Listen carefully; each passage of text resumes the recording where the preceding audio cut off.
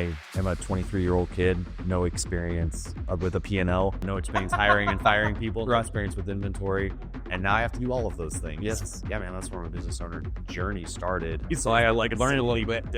Hey folks, I'm Brooks Derrick, and this is A Lawyer, His Friends, and Food, a show about local business owners, their journeys, and the thing that brings people closer together, food. Yeah, originally, I'm from Kansas. All right. Boy. I grew up there all probably 20-ish years. Okay. And then I decided to move out of state, start my career journey. Okay. Where'd you go to college? Wichita State. Wichita State. Okay. Yep. Yeah. Actually, I'm a college dropout at the Okay. end of the day, but I was doing college and I was bartending on the side. And it's Okay. I was getting home at 4 a.m. It's hard. getting up. Yeah, it was too much. And it was I had to make a choice. And at that time, it was money and rent was the choice, right? So that's what I did. Dropped out. Got a friend of mine wanted to move and go to Mizzou. I was like, hey, man, I'm free. And when you say Mizzou, you mean college town, not like Missouri. Yeah, I mean, actually, Columbia, Missouri, but Columbia. That's what I meant. Yeah, he wanted to go attend Mizzou. Okay. And when he got there, we roomed together, and I got recruited to go be a salesperson at AT&T. Okay. And then my business owner journey started at that point, because then I got my opportunity to own a Best Buy Mobile when Best Buy Mobile started. And when you do the AT&T job, is that kind of like a somewhat your own little business there, or is that more like a sales job, like at a strip mall or something? It was just a sales job. So at that point, at just AT&T store, selling phones. Yep. Setting up new plans. And how did you go from? I think I did see the Best Buy thing on the internet. Tell me about that. What's that jump transition, or how? I sold a phone actually to a Best Buy employee. Okay. He was a manager at the store literally across the street from me. And he was like, hey, I see a lot of qualities in you. You should come just interview. Mm-hmm. And, at that time, I had no idea that they were going to open up a mobile store. This is when before Best Buy was selling cell phones. Okay. Now you walk into a Best Buy, it's centered around a cell phone. So this is before they were even doing that. Okay. And they were experimenting with Best Buy mobile stores, actual core stores that you could walk in as just phones and accessories. Okay. And so basically, he's like, hey, you should come interview with me. When did that, and then it turns out they were looking for a manager to manage one of those stores that they were going to open. Okay. So I was basically interviewing for a job that didn't exist at that point. Yeah, that's cool. They were like, yeah, we'd love to have you on. They lured me away from AT&T, and then I am literally a 23-year-old kid, no experience with a P&L, no experience hiring and firing people, no experience with inventory, and now I have to do all of those things. Yes. So, and deal with college kids as my employees at the end of the day. So, yeah, man, that's where my business owner journey started. I got the opportunity to do it under the blanket of a bigger company. Right. So I learning a little bit. Yeah, stage net, learn a little bit. Yeah. And I had some good mentors, and And that's in Columbia. That's out of Columbia. Okay. Yep. And then I kind of helped jumpstart a couple stores in St. Louis. We were so close, so it's right. And we're going to open a store in St. Louis. They're like, hey, can you come down and can you help us just grand open it? So I got to do a couple of those opportunities. And then as fate would have it, I, interacted with an Apple employee, and he headhunted me out of Best Buy. Okay. To be an account executive for Apple. Okay. So I got to manage about $30 million worth of assets. So what does that job look like? Yeah. So, when you walk into, we'll just use Best Buy as an example because we were talking about that. But when you walk into a Best Buy, there's an Apple store, a mini store in there. Yes. Got it. Yep. Well, there's an account executive that manages all of those locations. Okay. So there's an Apple human that's managing all of those. Yep. They do all the purchasing, marketing, inventory, training, sales. They do everything for those shops. Okay. So yeah, that's what I did. I had a couple Best Buys up in Indianapolis. They moved me to Indy. I did that for 1 year in Indy, and then they came to me and said, hey, we love what you did here, but we would really want to do this pilot program down in Omaha. And I'm like, that's perfect. I'm a Husker fan. I grew up a Husker fan. I'd love to move to Nebraska. So they moved me to Nebraska. We took over Nebraska Furniture Mart, which y'all don't know what that is down here, but it is giant in Nebraska. When that comes out of your mouth, it's like, I mean, they're huge. Okay. Huge business. They are a Berkshire Hathaway company now. Okay. Which is super cool. So Lauren's been involved in it. But ultimately, that's where we started in one location. We took it from about 10-ish. And tell me, okay, so you're with the Apple staying inside of the Best Buy, what's your day-to-day job like there? Like, what are you doing from just day-to-day? What's your normal day supposed to look, or does it look like? Well, Best Buy was a little different because they have a lot of rules and regulations about what you can and can't do inside of the even store. with the Apple. Okay, yeah, absolutely. Okay. So my day-to-day in a Best Buy was basically like every piece that goes in and out of that little shop, every Apple piece is under basically my supervision. Okay. So, a lot of it was interacting with customers and then connecting them with an employee. But the other thing is I got to do all their sales training, all their marketing training. I teach them like, this is how you sell Apple. Because in that point in time, you're in charge of some number of stores, but the Best Buy employees are still selling the Apple products in that kind of imaginary shop. Correct. Right? Yep. Okay. So you're training those people, all that, are in charge of their training, all that kind of stuff. Yeah, ultimately, I'm the profitability of that tiny little store inside a store. Yes. So think about it as like Apple's basically renting space from Best Buy. That's my space to manage. Okay. And to make profitable. Okay. Yep. And so then you go, the Nebraska gig, how is that different than the Columbia or Missouri gig? Yep. Yeah. So the biggest difference is they needed somebody that could do purchasing, negotiating, buying, like they wanted.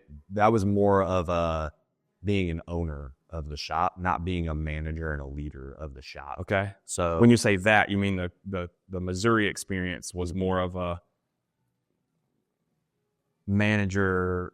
Sort of, yeah. Okay. I mean, ultimately, you're the owner of it. Yeah, but right. It's more of managing because Best Buy has regulations. So much. Okay, guys, you can and can't do. Like, I can't ring things out. I can't do any of that stuff. Yeah, so it's like there's a lot of not red tape, but just a lot of like they want it done a certain way, and I'm ultimately renting space from them. Yep. So it's like they're my landlord. Yep. Essentially. Yep. With Nebraska Furniture Mart, they wanted a partner, like a business partner, and they wanted to basically put themselves on the map when it comes to selling electronics. Their name is Nebraska Furniture Mart. Their whole thing is furniture. They wanted to put their name on the map with electronics. And so what were you, does, let me see if I get this right.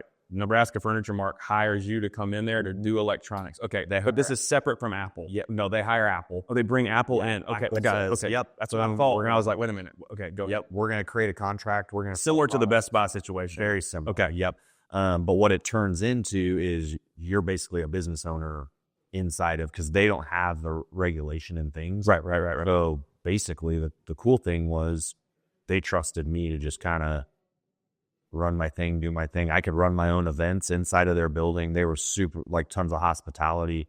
But then I also got to see like the purchasing piece, the profit and loss piece of that shop, which I didn't get that opportunity in Best Buy.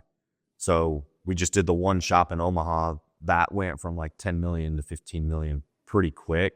So then they decided to open one in Kansas City and in their Dallas store. Okay. So all of a sudden we have a $30 million a year monster of, basically a small business that's 30 million a year, where you're just flying by the seat of your pants, essentially learning how to run it. Is there anything else like that? Like, I guess the Best Buy is similar to that, but like,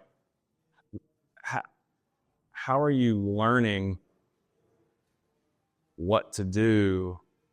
Is there like a boss at Apple that was over you when the Best Buy experience to kind of reference, or is that, or maybe you're building some experience like, I wish I could do it this way now here? Like, tell me about that. How do you know what to do? Some of it is how you know what to do, just trusting your gut and doing the right things.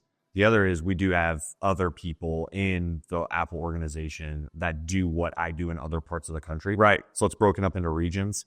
So I had, 13 people in my region. Okay. That are all also small owned and operated businesses, essentially, under Apple. And yeah, so you get to bounce ideas off of them. Okay. Have a call each week. Here's what's going on. Giving ideas back and forth. But a lot of it is just learning, And you're setting up are you in charge of setting up the space there, trying to, hey, let's put the computers here, or let's put the yeah, there's graphs. clip wheels here. Yeah, Apple wants things a specific way. All right. So it's like all the red cases and all these computers have to be here on this table. Okay. But how you market it and how you sell it is really kind of up to you. Yeah. So When you say market it and sell it, is that the face-to-face marketing, face-to-face selling? Yep. What kind of... Okay, so tell me, like, how does that different from... Are y'all doing, like, I don't know, like like any kind of marketing to bring people into the store? Or is that the responsibility of the furniture spot? Yep. So we would create deals with Nebraska Furniture Mart where they would print marketing for us inside of, their deal book or their weekly deal. Right. They'd blast it on the internet. Like those are all part of the negotiation process of having a shop, is working with them to create a marketing strategy that aligns with what they're doing. And then Apple, we provided assets to them. So we would provide the shop, we would provide all the skins around the shop, we would provide the tables, the carpet, like there's this package deal that they're getting with us. So basically it's working hand in hand with them, and then they also understand that we have a specific way that we want it done. So it's just trying to bridge the gap between. And then you're training those people, that you're training your people on how to market hand-to-hand combat, so to speak, right? And how to sell. And the interesting thing is I'm training their employees how to do it. So I'm not their direct at all. Okay. But my whole job is to influence them to grow my business inside of this larger business. Interesting. When they have 500 computers on the other side of the aisle that they could go sell, why would they come over here? Yeah, especially when they're making a lot. They're, at the time they were making less money on my product than they were selling a Microsoft Surface or whatever. Right. Or whatever it was at the time. Price is definitely probably a lot less there. What year is that? How old are you? What's that? I'm probably 26-ish at that point, maybe 27. And when is that in your life now? Well, I'm 35. Okay, so that's about 8 years. 10 ago. Okay, got it. Okay. Yep. All right, so tell me where's your next stop there? Yeah. Like you're learning, from your first job, the Best Buy, not Boost Mobile, but the Best Buy mobile store. Yeah. You start learning P&Ls. You start learning, hiring, HR things. Yep. I'm assuming the next stop, the Best Buy Apple store, you're not P&L. You're not kind of. It's nowhere about just profit, market, sales, gross numbers kind of thing. And then when you go to the foundation company, the furniture place, you're more involved with a little bit more. Yeah. So I would say like Best Buy, owning that store, what it taught me was P&L, people, managing people, purpose, mission, values, like all of those things, like how to create a culture around you and how to replicate that when you hire people. Is Best Buy good at that stuff? They were at the time. Okay. I don't know now, but then they were at that time. Yeah. So we stock had basically tanked. They brought in a new CEO, and their whole thing was to revamp the employee experience and the customer experience. So I was a part of all of that. Okay, cool. So it was super centered around building culture. Okay. So it taught me a lot of culture things, and how to hire and fire based on values within your organization. What Apple taught me was how to be great at marketing, how to be great at sales, and then how to see things 2 or 3 steps ahead and help influence people that aren't your direct reports, help influence them on how to be better at their job, and connect with them on how to get them their goals, but also while not being their direct. Because you basically you didn't have any direct reports. No, none of them. Right. Yeah. So it's like it taught me the skill of like being able to connect their goals with what I do and trying to bridge that gap for them. So what's your next stop along the way? Yeah. So what's your next stop? I left Apple. I basically came to a point in my life where it was like where Apple's belief system was going and where my belief system and my family was going, they just didn't align. Okay. I saw around that corner and I just said, hey, I want to go find a small family-owned and operated faith-based business that I can go be a part of and be a leader in. And I thought that I found that, but what I actually found was an $18 million company that I thought was small family-owned and operated, but they were faith-based. But I found this company, and all they do is fix basements in the Midwest. So it's like you got a leaky basement, you got a settling foundation, whatever. That's what we did. That's right. So I came in as their sales manager. I did that for about 8-ish months, and then that was where I got introduced to what I do now. Okay. We hired a coach, an outside perspective, to come in and help us scale the business and grow it. Okay. We were just, it was like this unmanageable, chaotic growth that we were experiencing. This is the concrete. I mean, And we did concrete too. I have an old friend that is, I've known him for tons and tons of years since we were college, I guess. He is, does Canty Foundation. Yeah. Canty can fix it. Yeah. He's they're humongous. I have a story about that. Oh, sweet. Cool. Yeah. Okay. So go ahead. So they bring the coaches in. You go ahead. Yep. So I did that. And then as they started to grow, we started to add locations to that business. This is all Midwest, right? Yep. All Midwest. Okay. Yep. Okay. Everything was regional. From Denver, we did Denver, Missouri, Nebraska, and then all of Kansas, and then all of Iowa. So it was just regional Midwest stuff. Did that for a while, and as we started to expand locations, we kind of put together this team of people that would go implement what we learned from our coach in all of these other locations, which were now like small businesses inside of our big business. So traveled quite a bit. There was 8 locations at that time. Taught them how to run a profitable business, how to manage, how to coach, sales team, marketing, how to just basically run your small little business, taking the formula that made the original business so good and trying to spread that culture. All right. So I did that for 4 years with them. Okay. And then my wife and I moved to South Carolina. When do you get married? I got married before that company, about a year before I went with that company. Yeah. All right. My wife, Annie. Actually, it was funny. The purchaser at Nebraska Furniture Mart introduced me to my wife. Okay. So it was like total, like, very cool fate thing going on there. And, and we had so I went to the foundation company. We had our first, kid, which Yes. his name's Nixon. That's right. Nixon's in class with my kid. Yep. So we had him, and then we had Crew a couple of years later. And then my wife was retiring from the military. Okay. We knew that Nixon wasn't quite in kindergarten. So we had this small window if we were going to move. Now was the time. Easier to do. Yeah. So she retired from the military. We moved out here. And it's so funny that you brought up Canty. So Canty is a part of the network that was started by my company in Nebraska. Wow. So I haven't talked to him in a long time. So I worked for William. Okay. For 8 months. No shit. Yeah. No shit. Yeah. I worked for him for 8 months. And then I took my leap on the coaching journey. So what made y'all come here? What made you move here?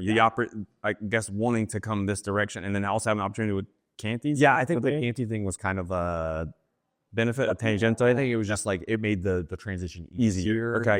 Yeah. But really the big thing is my wife started her military journey at Fort Jackson in Columbia. Okay. So that was where her basic training was. So she probably had a little bit of love for the area. We always had like this connection with Charleston and South Carolina, like just emotionally. Yep. It was either Where is she from? Texas, Nebraska. Nebraska also. Yep. Okay. It was either here or Texas, warm climate. Yeah. We had some values that we wanted to be a part part of. About William. That is so crazy. Yeah. I mean, we have done some wild stuff together. Yeah. I'll tell you some stories off camera. Yeah. On that one, but it doesn't matter. It doesn't matter. Yeah. At the end of the day, worked with them it was like 7-8 months, somewhere around there. And ultimately, just to shoot you straight, like there were so many family things going on in my life. With our move, we were having some issues with our house. There was just a lot of things going on. I was traveling a ton, and like it wasn't working. At the end of the day. So that was when we decided to just go all in on coaching. So how do you that's a good spot to kind of maybe drill down on. What's that conversation like with your wife? How is that, saying, hey honey, I'm gonna stop this job that has. It was actually the reverse. Oh wow. Okay. It was her saying, I can tell you're miserable. It's not working. Don't stay there on my account. Like, you got to do this. And it was basically like, you have this gift. You've always wanted to use it. Like, just do it. Like, I support you. And this is, you've learned a lot of, up to this point, you've learned a lot of the skills. Then on top of that, while you're working for that foundation company in the Midwest, you're learning, you've got a coach that they're probably paying a boatload of money. You're learning a lot of stuff from the best. Yeah. Yep. With a company that size. Yep. So how do you, when do you have that conversation with your wife? When do you take that leap? When is Yeah, it was pretty abrupt. I mean, it was basically like, we're doing this thing. And actually what I was going to do is I was going to go be an implementer for a large brand and do what we do. Yeah. And, it's a franchise model. They want a large amount of money up front to start it. And so we were kind of like going down that journey of doing that. And I was really struggling with letting the money go at that time. And, my financial advisor came to me and was like, hey, I know a guy who knows a guy who knows a guy that might be able to help you. And I'm like, okay, yeah. So I get on this text message chain. I get introduced to Colin, who was the founder of our company now. Okay. Yeah. And, he gave me an opportunity to come be a coach for him. Okay. So that's what I do now. I own my own little business. I'm basically a subcontractor to our brand, which is Exit Momentum, which I know you probably creeped on me about. Yeah. My internet sleuthing was, watched a bunch of videos, it's cool. Yeah, so it's my own little coaching company, and then I just use the system that he created. And when did you get who's your first client? How did you get your first client? First client actually is a funny story. They were going to be a dealer of ours in the foundation world. Okay. When I was in Nebraska, they were going to be a dealer. They decided not to be a dealer. So I had a friend that worked with me at this foundation company in Nebraska. He got recruited to go work with them when they were looking to be a dealer. Yep. And he called me up and he's like, hey, we just fired our third implementer. You want to take a shot at it? And I'm like, yeah, man, like get me on the phone with the owner, and had a fit meeting with them. And they were like, yeah, let's do it. And I'm on a plane to Dallas in less than a week. And what is it? That's wild. When do you know, I mean, this is kind of a loaded question because probably going to say right from the start. When do you know you're going to make it? I still have days where I'm like, I don't know if I'm going to make it. Yeah. No, I think honestly, like in my heart, I knew that I would. Yeah. I have a friend back in Nebraska that told me, he's like, when I took this journey, he does what I do out there. And he's like, hey man, the clients are already there for you. You just got to go find them. Yeah. There's already people that want to be your client. You just got to go find them. I was like, all right, well, if I create enough ripples where I throw enough stones in the pond and create enough in relationships, like those clients will connect somehow. So that's what it came to. Okay. I mean, this one in Dallas happened, and then all of a sudden, randomly, I get a phone call from another one, and then my financial advisor's like, hey, I want to work with you. And then all of a sudden, I'm in West. Tell me about how are you getting people now? How are you getting clients now? Yeah, it's a lot of just organic style marketing. I'm relentless about referrals. I have no shame in cashing in social currency. Yeah. Like if we have a friendship, like I'm going to be like, hey buddy, yeah, okay, help me out here. Yeah. I'm going to call in all my favors. I think it's some of that. And a lot of it's just being active in the community. Yeah. And Okay. just having fun with people. Yeah. Just showing people who I am as a person. I mean, stopping Ryan and me on the side of the road when we're walking down the road shooting a video is obviously probably in your wheelhouse of what you do all the time. Yeah. Like, wait, this is a video. What is this idiot doing? Wait a minute. That guy's, he has a kid at my kid's school. Wait. Yep. Well, what's really funny is like you guys got to experience like my marketing camp. That's what I do. Yeah. Like I'll go downtown or I'll go do something or I'll go sit at a coffee shop and I just try to interact with people. Yeah. Because at the end of the day, like at minimum, I'm going to get a good story out of somebody, or I'm going to be a good story for them. Right. Like if I can just, be a face, you never know who's going to know somebody who could be your next opportunity. I would say like just always having that mentality. And like, I'm a firm believer that every day is an interview. Every move I make, every interaction I make is an interview to my next opportunity. And it's like, if I screw one up, I screw them all up. So it's like, I better be as good as I can, be on my A game all the time. And tell me the company where you have your company, what's his philosophy? Tell me about like his, I'm familiar with like, EOS and I'm drawing a blank on another one, but like the bigger one was scaling up. EOS. There's the word I was styles. Yeah, I was thinking EOS and scaling up. Those are the two books that I've read, and so I'm really familiar with those. But tell me about what your very similar. Just to put it in like basic terms, like EOS, the book, they created a marketing genius. That's what they did. Because none of those concepts are proprietary to EOS. Like those are all borrowed. Yeah, right. That's right. So like people is nailing them things that are proprietary. Yeah. And it's not right. Exactly. Right. So the thought behind it is there's nothing proprietary about the system. Yeah. Right. So we use a lot of like people, process, like all of those things are very important to an organization. None of that changes.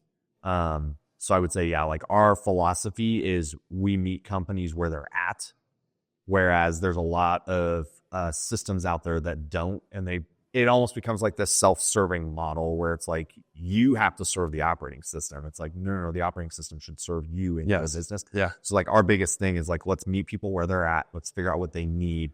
And if they have a financial problem, like we need to fix the financial problem before we can fix anything else. Yeah. It's like sometimes we have to go back to go forward. We can't just start with all of these other things, So I think that one of the big things that's unique about us is meeting people where they're at. Yeah. If you're a $50 million business or a 5, you're obviously struggling with different things. Yes.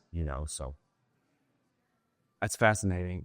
And does that line up with some of the stuff that you learned with the foundation, with the basement?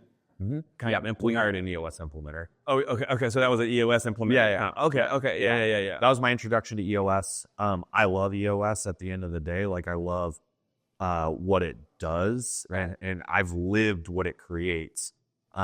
Just the hard part about it, and what I really struggle with is when they went to a franchise model, it's now a pay to play, and there's really good coaches in it. Like I have friends that are implementers, they're great. And like you would be blessed to have them as an implementer. But what it also created was a lot of unqualified people coming into the space that were paying to go to boot camp and then just teaching the book.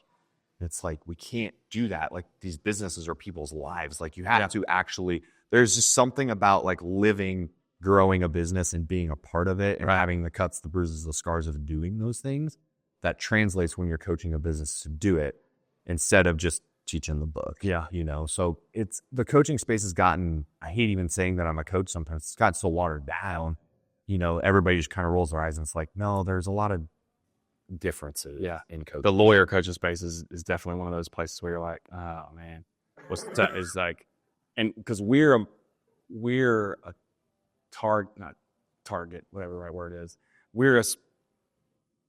The perception is, or not a perception, we're viewed as like, you can upsell those right? So like there's some EOS implementers, and there's one law firm that's kind of doing that kind of stuff. Yeah. Nationally, that I got a book from them. It's wonderful, but like there's a lot of coaches in the lawyer space that are like probably charge 5 times what you normally would just because they're a lawyer, and you charge them more. That's why a lot of people in lawyer software and all that kind of stuff. Well, unfortunately, there's a lot of people in our space that are trying to take advantage of people too. Like, at the end of the day, like I'm okay charging somebody a steep fee if I bring the value. Right. Like if I'm bringing the value, great. But if I'm bringing a certain set of value and I'm charging somebody more than what I can bring to the table, there's just an ethical piece of that that you have to just not all of us are opportunistic. Yeah. And one of the things about that space is for the consumer is that we don't know how to evaluate it either, right? Like, once you get to a certain scale, it's easy to look at the numbers, right? But like, if you're helping a law firm owner or something that's doing $200,000, $300,000 a year, gross numbers, and your improvement might be the lifestyle improvement that you've been able to do, but the numbers don't quite reflect that, right? And it's just like, it's hard to, I would imagine on your side, it's kind of hard to like have this quantitative evaluation of what's going on. Yeah. Especially at when the businesses are a little bit smaller scale. I mean, I don't know. I imagine. Yeah, I think so. And I think, at the end of the day, every business can benefit from, a good coaching experience, because good coaches, I mean, I talked to somebody earlier today, and at the end of the day, like when you look at good coaches like Coach K or Belichick, they're on the sideline literally the entire game. They're not coming into the arena quarterly and saying, well, we're down 10. That's a really good Make point. these adjustments, go do this thing, and I'll be back in another quarter. It's like, no, they're calling every play, and they're ensuring execution along the way. And it's like, that's what I love about what I do, is I get to help people make the playbook, but then I get to stand there and help them execute as they go through it. It's like my relationship with them, like my phone's been going nuts while we're sitting here. I know that those are clients saying, hey, we're doing this. What do you think? What do you think? And it's like this check-in process, because they know that I'm going to hold them accountable to executing on the things that I teach. Because a part of my value when you pay me to do it is not for me to just come give you the book study. Like, I'm going to give you the book study, but I'm going to walk you through it, and I'm going to ensure that you're executing on those things every single day, every single week. So when we get together quarterly, it's not a conversation of, you didn't do your stuff. Yeah. Like, what are we doing here? That's good. That's good. All right. This is one of those deposition questions that I ask people. It's like, if you were sitting where I am, is there a question that you would have of yourself that I haven't asked you yet? I would say a lot of people ask me about like starting a business and like the fears behind starting a business. And I would just say it's always worth the risk. If you feel it in your heart and you feel like it's the right thing to do, and you feel like you have a gift and a skill set, you should do it. Like, take the leap, do whatever it takes. File your articles of incorporation. Yeah, just take the risk, because at the end of the day, it will work itself out.